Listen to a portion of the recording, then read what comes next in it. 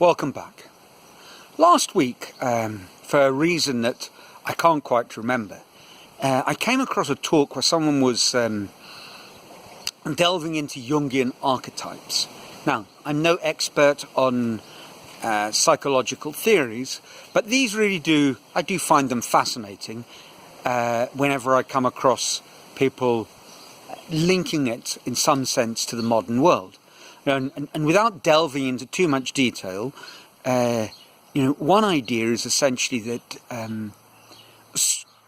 stories, myths and legends can be categorized, and characters in these fit into one of, I believe it's 12 sort of categories.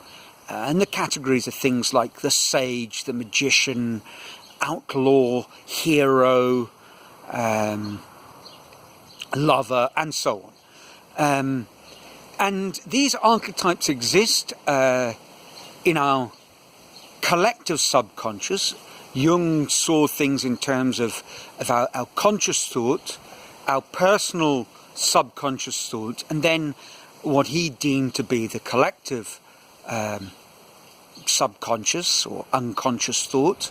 That sort of a kind of background, whether it's inherited, it's something that is genetically there, whether it is something in some sort of spiritual dimension, or perhaps it's something that sort of sits in a similar way to the Platonic solids in geometry. In Euclidean geometry, there are only 5 regular 3-dimensional solids. So what do I mean by that? There's, for example, a cube is a regular solid because it's made up of 6 squares. And you can do this with triangles. You can do this with pentagons, you can do this with 12-sided figures and 20-sided figures. And that's it. And mathematically we can show that in that geometry that's all you get. And maybe it's the same sort of thing with these archetypes. Based on how our brains are physiologically constructed, the underlying characteristics of characters in stories will inevitably fall into categories, these archetypes. I suppose another way would be of thinking of them as sort of elements in the periodic table, thinking of these archetypes as sort of elemental characters. Now, what's that got to do with my whole investigation of the good life? Well, it struck me listening to this chap talking about these archetypes that in a way different people's interpretations of what the good life is will depend on what their predominant underlying psychological archetype is, because that's part of the whole theory. We have, of these 12 archetypes, our character is made up of a sort of predominant archetype or mixture of a few of them. And there's also shadow forms, which are sort of the dark side of the archetype. And there's a lot to this, and it's well worth taking your time if you have a lot of time on your hands for good or not so good reasons. You'll find yourself in a deep but very fruitful internet rabbit hole. But it struck me that perhaps the way we kind of envisage, the way we conjure up our version of the good life depends very, very much on the sort of character that we're going to be. If you're at heart an outlaw or an adventurer, as opposed to maybe a king who wants to control the type of good life that you will want to lead will be radically different. And it seems to me that one way or another, that kind of adventurous spirit is in me. Now, I can't go deeper into the speculation. What I can say is that after that first wonderful trip to Rio de Janeiro, taking advantage of our long summer holidays that we had at the British school in Lima, my second summer I was keen to do something really interesting. I'd saved up a little bit of money, and as we neared the date, a fairly mysterious, enigmatic, how can I put it, tempting message appeared on our staff notice board. It was written in an appalling sort of scrawl by none other than Spencer Bailey, who had arrived at the school that year. He was an economics teacher, very interesting character. And he put up this notice saying, "Who wants to join me on an adventure?" It was handwritten, and essentially the main mission was to eventually climb or ascend to the top of, it wasn't really mountain climbing, but the top of the very well-known tepui called Roraima. Now, I say well-known. If you've seen the movie Up, the hugely successful animated movie, where a crotchety old man and a young boy end up on an adventure in southern Venezuela on one of these tepuis. The tepuis are ancient geological structures. They were sort of flat islands in what would have been a prehistoric, I suppose 60 million years ago, sea that covered the central part of what is now South America. And these were little islands, and then when the sea receded, they ended up as being these very flat mountains, kind of like slightly larger versions of Table Mountain. For those of you, my South African friends, and perhaps Table Mountain is better known than the tepuis in southern Venezuela.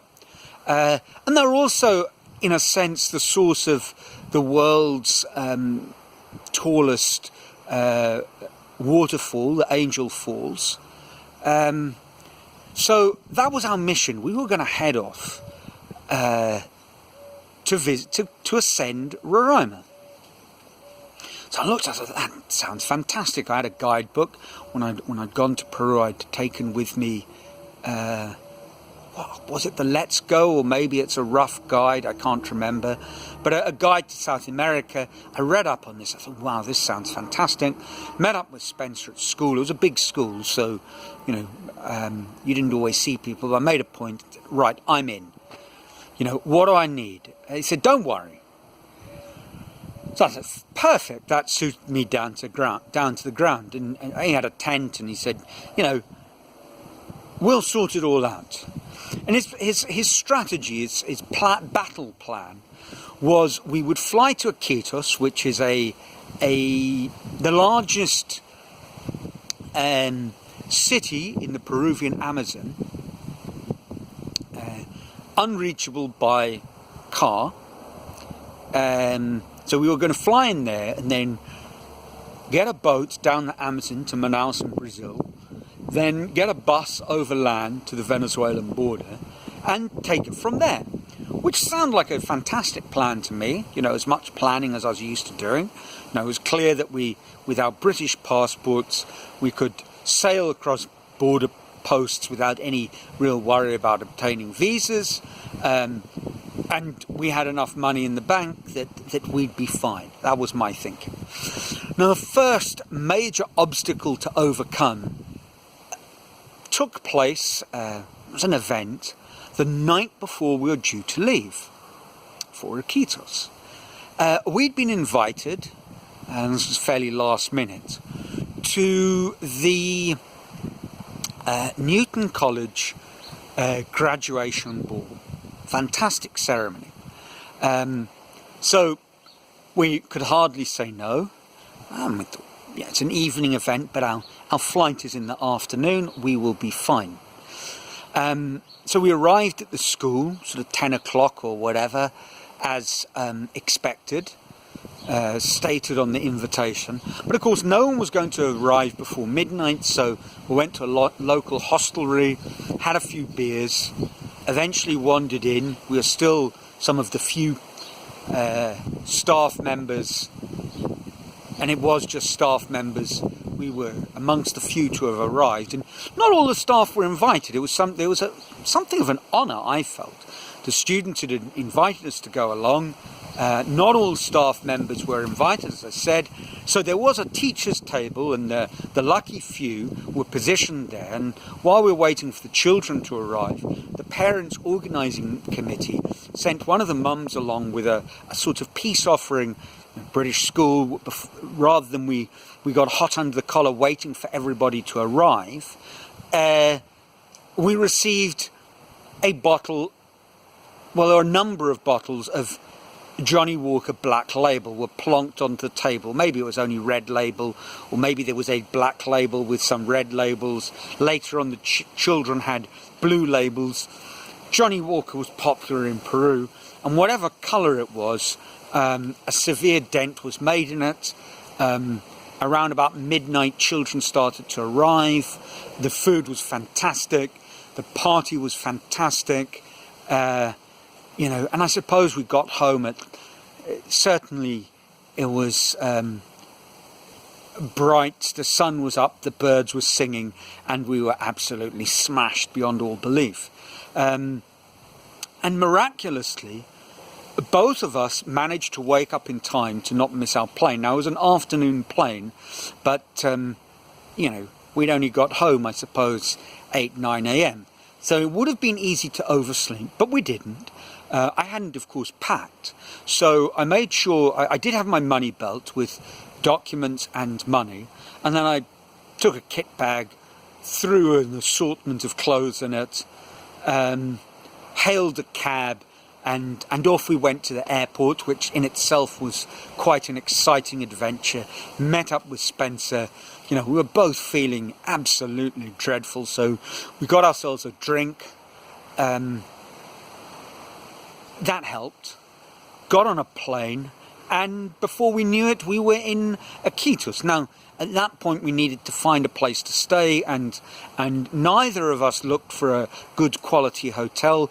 We tried to find the cheapest establishment that had a nightly price. That's a fairly standard, I'm not sure in the rest of the world, but in the motel-driven world of South America, hotels that let their rooms by the hour are interesting establishments, but really they're not particularly cheap, and obviously their focus is on you entertaining a guest. And if you don't have a guest, they can provide one, and she'll be glad to meet you. So we found a dreadful divey dump sort of place, and so began our Iquitos adventure. Probably on day one, we made the first of many visits to what became the week that we spent in Iquitos, our standard sort of reference point, a ludicrously named fast food joint called Ari's Hamburgers, which was a meeting point for, well, everybody and their dog. Fantastic establishment, and that is where we will find ourselves. That's where we'll kick off at the start of a 70-day wild ride down the Amazon and onto the Caribbean. So until next week, I'll leave you hanging. Maybe I'll try and make a film not on a Monday, towards the end of this week, who knows. But if not, until next week, keep well, and ciao from a sunny lockdown Brazil.